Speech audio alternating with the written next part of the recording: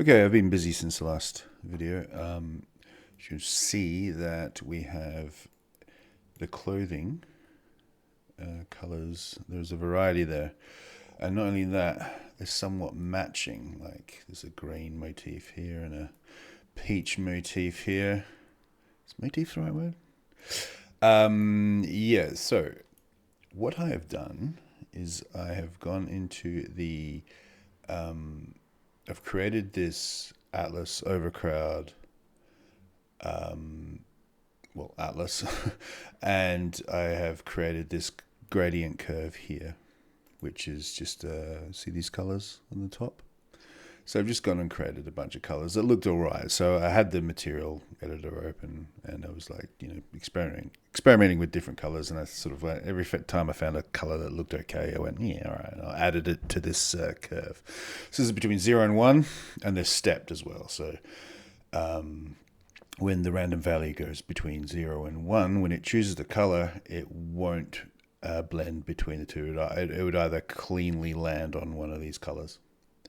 So if I go into the parent material, m_clothing,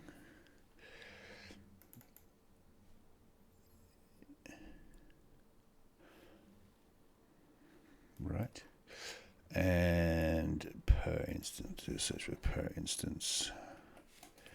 So if you remember, there was these per instance custom data that we bypassed in an earlier video. Well, I've gone and created a color atlas node, which is of type the Atlas Overcrowd, and the curve that we're using is this particular, this one here.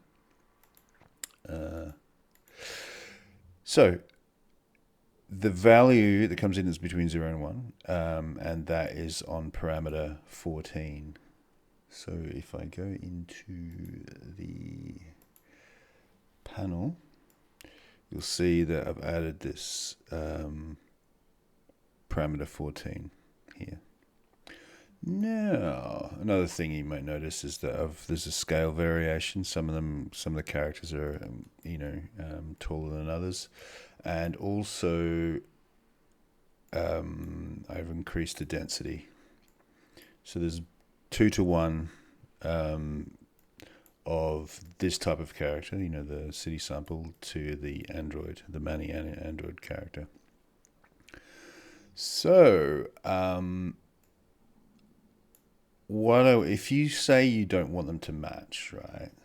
Because that's what this does. It will pick a random number between 0 and 1, and it will apply it to the entire character. So every character gets the same color in the material of the atlas. But say you don't want them to match.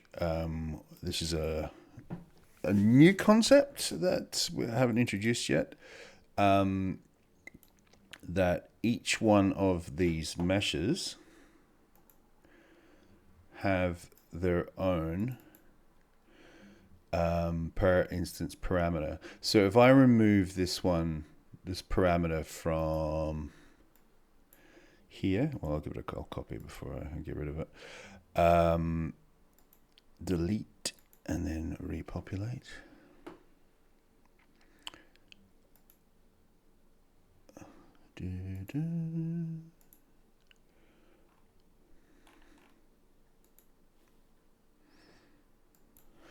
Right, you'll see that they've all gone back to their, bluey, beige, well, was it a denim-y sort of blue color? Right, so let's go ahead and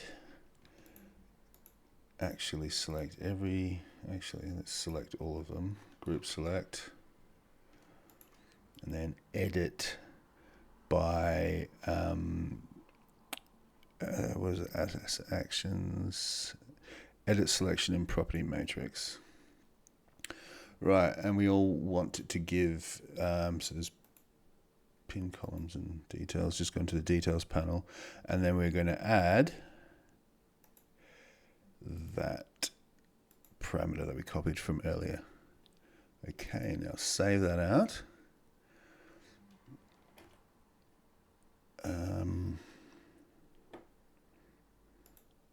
So what it's done is given each one its own 0 to 1 parameter, custom instance parameter. So they are independent of each other. There's no overriding parameter. So this kind of thing, this overrides them. So when it decides to dish out different parameters, these already have their own parameters, and if there's something in here, it will overwrite that parameter. Anyway, let's just hit repopulate. Alrighty, so now we have multicolored clothing. No, each clothing item doesn't necessarily match. So here we have blue jeans and a maroon. We have pink shoes and a green top. Yeah, so I think that gives it a bit more variety. I mean, some of the colors probably clash a bit more, but I think as a crowd, gives it a bit more pop, I think. All right, that was easy.